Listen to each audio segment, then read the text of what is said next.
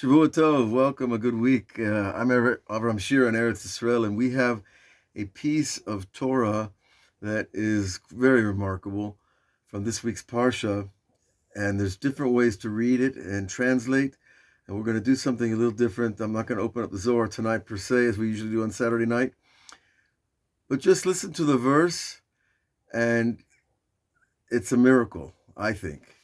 Eberana era'e et haaretz hatova asher be'ever Yarden hahar hatov hazeh Lebanon.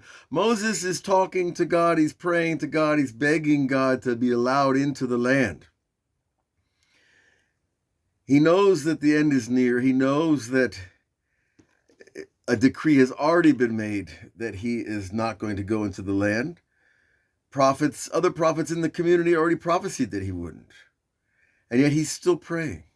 He's still pushing out the envelope of the considered and moving into the unconsidered, to pray against God's will, to say, I want to come into the land even if you tell me it's not good for me. I want to go into the land no matter what you say. Now, that's the simple understanding, and we have the simple word la'avor in Hebrew means to go over a bridge, or to go over a river, and to go into the land, across the Jordan. But this word is the same root as the word for to become pregnant.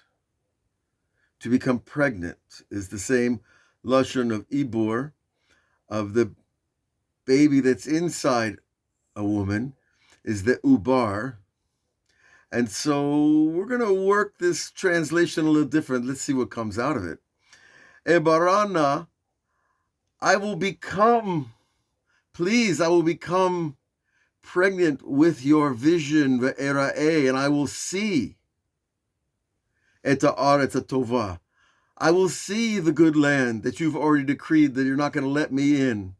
Asher evar Yarden, that is beyond the Jordan. Ahar hatov, that good mountain. Lebanon, and the Lebanon, which is a whole region. So what happened? Moses, if we want to read it as crossover, the simple, that works. It's the simple interpretation of the Torah, that Moses is asking God to come back and enter the land. But what if we read it like Moses is saying, come into me. Give me a vision of the land. Let me see the land in the prophetic states that you've been giving me all along since I met you at the burning bush. Can I see the land from a vision state and be satisfied?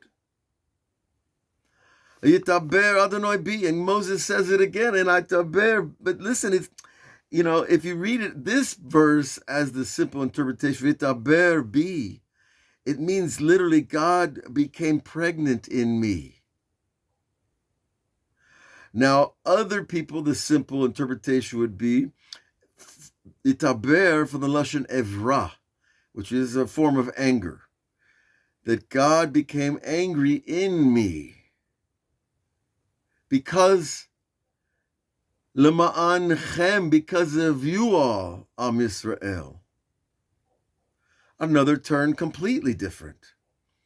So if we go to the simple interpretation, Moses is praying to God, and he's saying, you became angry with me, God, because of them. Now, does that sound like the type of prayer the Messiah, the Mashiach of his generation, Moshe Rabbeinu, would blame the people for God becoming angry at him? I don't think so. I think Moses was way above the level of blame. V'yet aval, if you read it, however, V'yitaber Adonai bi, and God became pregnant in me, lama'anchem, for your sake. The prophet doesn't get his prophecy for his own sake. He gets it for the sake of the people he's trying to get into the Eretz Israel. He's trying to bring the people across the Jordan. And it wasn't a little creek back then, I don't think. V'lo shama alai, and you did not hear me, Hashem. So this is a new way of reading the simple interpretation. And you didn't hear me, God. I asked you to come inside me and give me a vision of the land. I asked you to come inside me for the sake of the people who are going in the land. Vayomer Adonai Eli, and God said to me, Moses continues, Bravlach, Moses, is too great. It's too great what you ask. Wait a minute. How is it too great? Moses has been prophesying for a long time, for several years now since the burning bush. God's been talking to him, guiding him, leading him, speaking in all different ways and all different levels of prophetic expression. Rav Lacha, but it's lach in the feminine. Al tosef daber elai. Od b'davar zeh. God says, don't speak more about this thing that you've been speaking of, letting you in the land. So I think if we read it this way, we see amazing subtlety. That Moses is revealing an aspect of prophecy. And what is it? That God is, Moses is just across the river over there. He's got all 3.2 million or plus people. They want to go in the land. It's been a long time in the desert. He wants to go with them, and God says, no, I have my own calculations, my own vision of things. You're not going in the land, Moses, and we know why. The sages tell us because if Moses had entered the land, he would have been the all-time Mashiach. The entire world would have been changed back to its higher level in the Garden of Eden, and all the souls that would be born from then, 2,700 something years ago, would not come into bodies in the same way that all of us have since then. In other words, once the world enters the Messianic age, there's a quantitative leap in our spirituality, and we're not going to need bodies the same way we do today. We're going to be filled with light. Moses himself, we're told by the sages, that he didn't eat from the time that he got the Ten Commandments until his death. He was in a constant state of prophetic reception of life force. So, when you receive your breakfast is prophetic expression, it's the chiyut of the upper neshama, the life force. You don't need to eat an apple with a little chunk of cheese for your nutrition, because it's on a much higher level. And so Moses is at that level. Now, Moses knows that all of us have a soul from his soul that goes back to the one soul of the universe, and we all are accessible to that level, one time or another.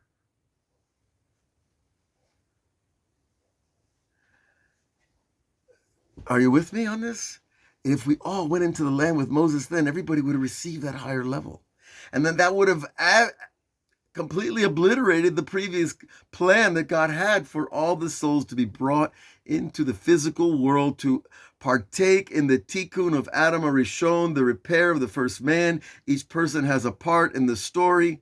We have an ancient midrash that tells us that the souls were consulted about being part of the sin of the Eitz Hadat Tov V'Ra, of eating from the duality, of bringing the physical into the spiritual. And most of the souls said, yeah, do it, God, you know better. A few didn't. They were taught that there were souls that said, no way, I'm not doing it. Like Rabbi Elimelech of Lezhansk, who said, I'm not doing it. No, but there's a story with his brother, and his brother said, how could you sin with Adam and everybody else? I understand why I sin. I'm just a regular guy. But you're Elimelech of Lezhansk, the Av Beit Din, and Tzaddik Ador. And how could you do it? He says, because Elimelech said, well, I didn't want to do it. But I said, it's better that I do it and not make Hashem look a little bit imperfect. Go figure that. But there were souls, they're called new souls, that ran away from the body of Adam at the time of the sin. They refused to be part of it. So the door is always open for choice. Depends on what we want to do with it. But Moses took this idea of going across the Yarden. Okay, God, give me a prophetic vision of the land if you're not going to let me in. Eberana, litaber bi. Come within me and show me the land. But it's teaching us a little something even deeper, that the vision is a tiny spark. It's like a miniature reel that goes off in the mind, and then it expands, and suddenly you see Eretz Israel from one end to the other, above and below, north, south, east, and west. And that's what Moses asked for a little further in this piece. So when a person wants to be close to Hashem, why do I want to be close to Hashem? Do I want to be famous? Do I want to be a big rabbi? Or do I want to just be close because that's the reward itself, is to be close to the life of all life? And when you receive those little sparks, they become movies of the future and visions of the past. And you understand, to begin with, why they were sent to you. And in Moses, this case, he was told, don't pray anymore. So Moses was really saying, show me, come inside me and show me the land, because I know how it works now. I've been prophesying with you for a couple of years now, maybe a few more than a couple. And I need that spark to come in and show me the land, show me this good mountain, show me this promised land of milk and honey. And that will satisfy my soul. And so when we speak about Moses not coming into the land and not bringing on the messianic age, then he understands more. Why?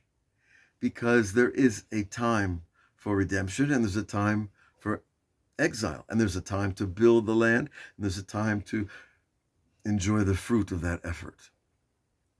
And so Moses, we know, is buried outside the land, across the Yarden, at a famous place, Har Niveau, but there was also a place where they did idol worship of the lowest kind. And the sages asked, well, why was Moses buried at such a low place? He says, because by the tzaddik being there, he fixes the place. And there are many examples of this. You'll see tzaddikim buried around Israel in very strange places. But all of them, if you look in history, were places of importance to protect, to give merit to Am Yisrael, because the righteous are called alive even when they die. And their soul is alive. And we have a soul like that too inside. If we can awaken that tzaddik or that tzaddikah inside us, that part of us brings protection to ourselves and our families and our communities, and ultimately to Am Yisrael. And so when we connect to the whole story, even if you're not Moses and you're not having these kind of prophecies, you don't need that prophecy. We need the prophecy of our own life.